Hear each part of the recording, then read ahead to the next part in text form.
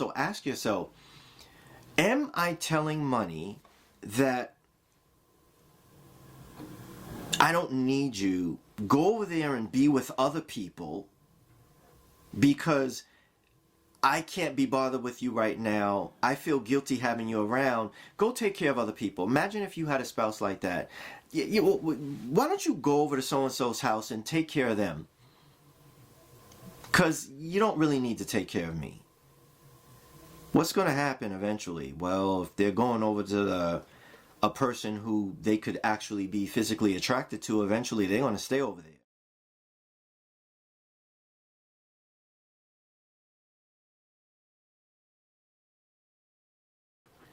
Good morning on this snowy Monday morning. Welcome back, Gen X fam, and all those who want to learn from our wisdom.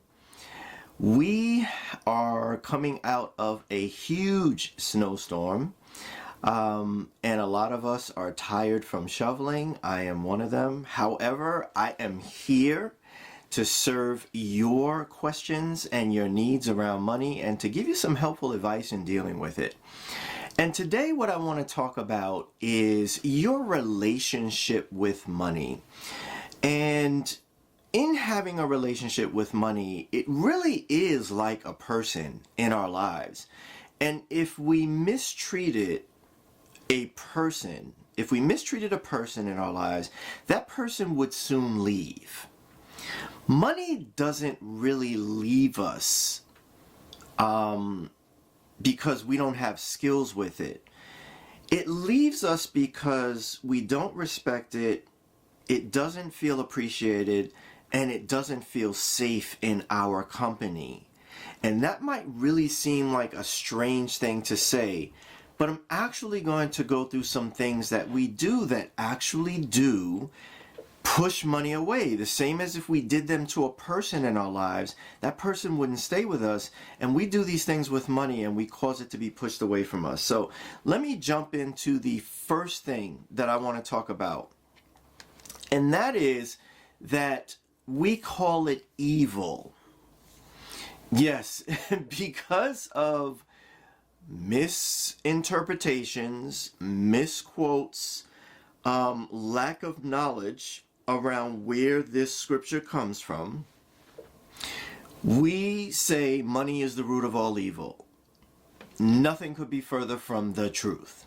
The truth is, the Bible says, money is the love of money. The love of money is the source of all kinds of injurious things or harmful things.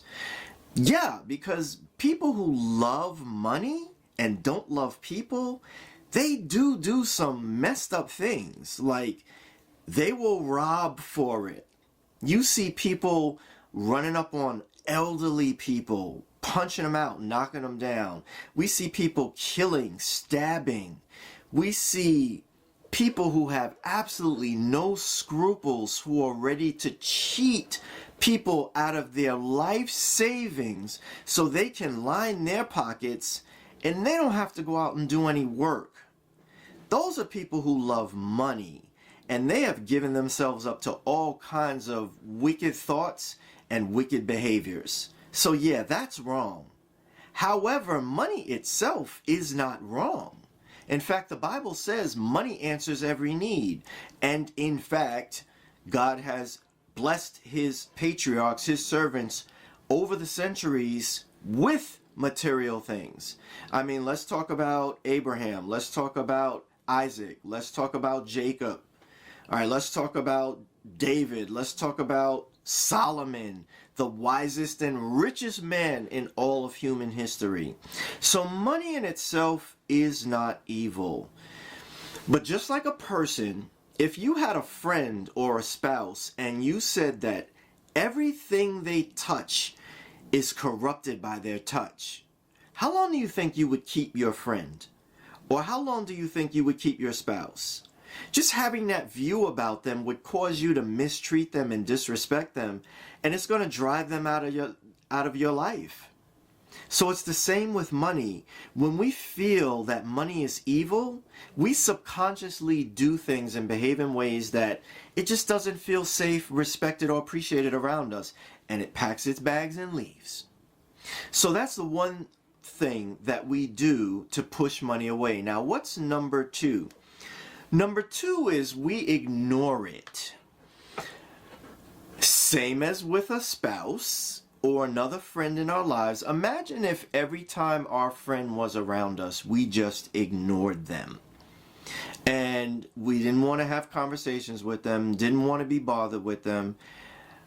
Wouldn't they eventually go somewhere where they feel safe, appreciated, and respected? Yes. And maybe some of us have made mistakes in our lives with our friends or our spouses and have caused them to feel that way, and that's why we're not with them now. Because they went someplace else where they felt safe, appreciated, and respected. So it's the same thing with our money. You can't ignore it. You have to pay attention to it on a regular basis. And that's why every day I open up my bank app and I check the balance in my account. Not only am I showing appreciation for it by doing that and being grateful that it's there, but I'm also protecting myself in this day and age when you can be cleaned out overnight with a single transaction. Doesn't it just make sense to check on your money daily and make sure that no one's made off with it in some scam operation? Definitely you want to keep that in mind, because this is the way we want to act towards our money. We want to make sure that we're staying in constant communication with it. We're checking on it. We're making sure that it's okay, it's coming in the right amounts, and that we're managing it properly so that we're not just pushing it out the door or shutting it out and leaving it out in the cold to fend for itself, but we're actually paying attention to it and giving it direction. That means having an intentional spending plan, having plans for it that align with our goals and our personalities. I help out with that by having a money personality assessment you can take for free on my website. I also show people how to have an intentional spending plan so that their money is taken care of and managed intentionally and in a good and healthy way, so that you build a healthy relationship with it. So, you don't want to ignore money and push it out of your life, because that would be a bad thing to do. Now, the third thing that we do that pushes money out of our lives is we shame ourselves for wanting more of it. And then we wonder why it doesn't even show up. So imagine again, you had a real person in your life. You have a spouse, you have a friend, and I know you've probably seen funny things like this before, but, picture a woman who wants to go out with a man, and the man is like, why can't we just hang out at your house? And eventually she starts to feel like, are you ashamed to be seen with me in public? And his actions are really saying that. So what is she going to eventually do? She's going to leave because she feels like you're ashamed of her. And unfortunately, we shame ourselves into thinking that wanting more money is bad. It is not bad when it's put to good use. It's only bad when it's just gathered for the sake of having more. The people who play this game, like whoever has the most money at the end wins, which at the end you die and you can't take it with you, so how do you even win? It's what we do with it as we use it that makes a difference. And the more of it we have, as long as it is not interfering with our relationships with God, as long as it's not interfering with relationships with our family, as long as pursuing it isn't interfering with the relationships with our friends, then we can cultivate a good relationship and do even more good with it as we use it. So then that means that we show appreciation for it. How many times in the course of a week do you actually thank money for showing up? How many times do you actually show appreciation for the amount that you even have in your bank account? It may not be everything that you want. It may not even be everything that you need at the moment, and you got to take drastic action to correct that. But are you appreciative that when a bill comes along, instead of complaining that all of your money just went to that bill, how about looking at it this way? I'm grateful that I had enough money to meet that bill. That's it. Just be grateful that you had enough money to meet that bill. And then you can work on the other mindsets that help you to draw more money to you by having the right view and taking the right actions. So that you cause more money to show up in your life. This is very critical. You have to see what you want. You have to be the kind of person that can attract more money to you. You have to do the things, engage in the actions that will accumulate more money in your life, and then you can have it. Then you'll have it. See, be, do, have.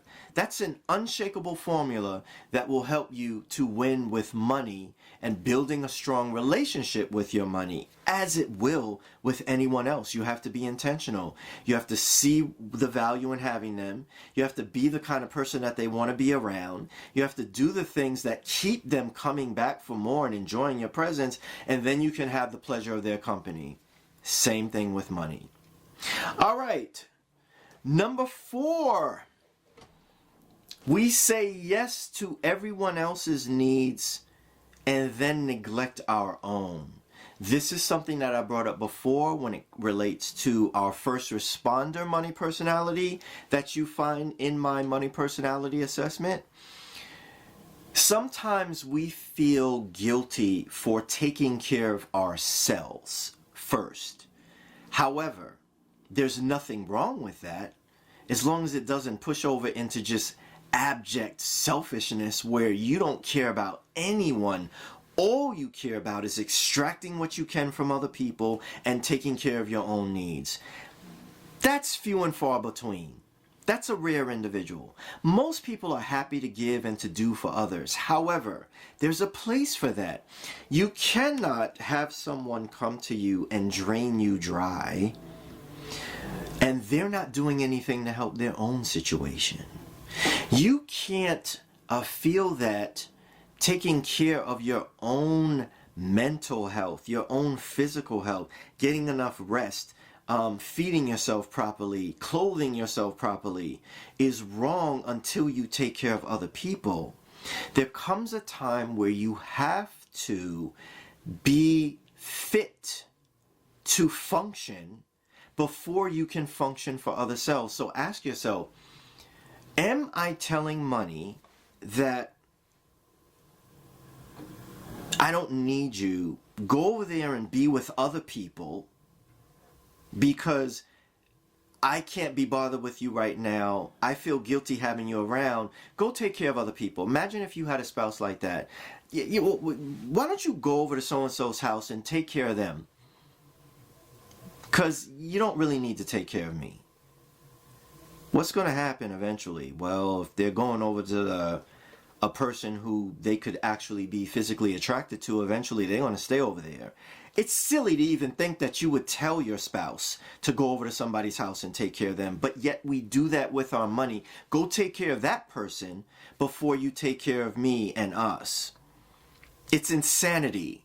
But I'm using this example to show you that just like you have to cultivate and nurture that relationship with other people, showing them that you need them around and I'm going to take care of you, you take care of me, then you do the same thing with your money. And you'll end up with the same result if you mistreat it, or you end up with a good result if you treat it well. All right, number 5. And this one I have reserved for last because I want to talk directly to the entrepreneur in us, and that is that we undercharge for our skills. And then what that actually does is it causes us to do work for the person that we resent. How does that happen? Well, you undercharge. You know you've undercharged. You know you've given them, you basically giving yourself away for free. You end up doing the math on this and you find out that you're working for like $8 an hour or less or something like that. And then when you have to go service that person, oh, I hate you. I don't even, I hate this. I don't even know why I'm doing this. You took advantage of me. No, they didn't take advantage of you. You agreed to discount your rate to a point where it made no sense at all to serve them. And they happily took the bargain. Why wouldn't they? Who's going to walk into Target or walk into Walmart and say, you know what? I feel guilty paying this little for that. Here, let me give you some more. Nobody would do that. Because we pay what the person asks from us. And if we feel it's a good exchange, then we give them that and we give them no more. I'm not talking about tipping in restaurants or rideshare, taxis, things like that, hotels where the service personnel are there. I'm not talking about that. I'm talking about just basic agreements for services. So, when deciding how much you're going to charge, don't charge based on what you don't feel guilty about charging, but charge based on the value that you're delivering to them. Are you bringing them a result that's worth hundreds or thousands of dollars, but you feel guilty charging them 100, 200 or more? Maybe you're helping them in a way that's going to increase their income by tens or hundreds of thousands, and you can't charge them a few $1,000s in exchange for that? What that's going to do is it's going to create resentment. You're going to hate the work that you do. You're going to hate the person. That's going to come across. Word's going to get around about you that you're not a good person to do business with. What you want to do is you want to be fairly compensated for the work you do and then over-deliver with value. As long as you're getting fairly compensated, you don't have a problem over-delivering, and that's the way you feel in your relationships. Do you have a problem making breakfast in bed for your wife if you're a guy, or cooking a nice meal for your husband if you're a woman? No, because you love them. You love the joy that comes to their face when you deliver this thing to them or anything else, because you recognize the value of having them around. You appreciate them and you feel like you get so much more from them than they give you. Than you give them. So we want to be that way when it comes to charging. I went through this thing where it took me a long time. I remember when I first started out, I was charging $20 an hour. Then I took the chance to do 40. Then I went to 60, then 75. I remember when I hit 95, I was scared. And then I went over that. And then I just got comfortable with it. Charge what you're worth, and you will never resent the person that you work for or the work that you do. All right, that's it. So remember, avoid those 5 things that push money away and make it an enemy. And I'll just review. Don't call money evil. Don't ignore it. Don't shame yourself for wanting more of it. Don't say yes to everyone else's needs first. And last but not least, don't undercharge, because then you're really disrespecting money and yourself at the end of the day. All right, guys, that's it for today. I hope you have a fantastic week. And if you want more tips, please go to my YouTube channel at intentionalmoneysolutions.com or visit my website my YouTube at Intentional Money Solutions or my website at intentionalmoneysolutions.com. You have a great day. I look forward to talking to you again, and I'll see you soon. And if you need help, go to my website and schedule free time with me. It's right there at the top. All right, guys, have a great day. Bye now.